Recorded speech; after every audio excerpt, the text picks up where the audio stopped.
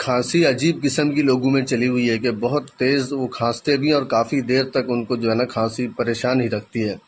इसके लिए आसान हल मैं आपको बता रहा हूँ, इसको आप ज़रूर करके देखें।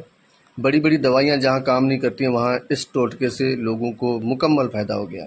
आप एक अदरक का छोटा सा टुकड़ा ले लें, ताज़ा हो, और उसको ऊपर से छील लें, उसका गोल आप बॉल सा बना लें और छोटा सा, और उसको आप जो है ना गोली नुमा मुंह के अंदर रखें और उसको चबाते रहें, गोल मुंह में घुमाते रहें, और उसका जो जूस है वो धीरे धीरे आपके अंदर जाता रहेगा पेट में।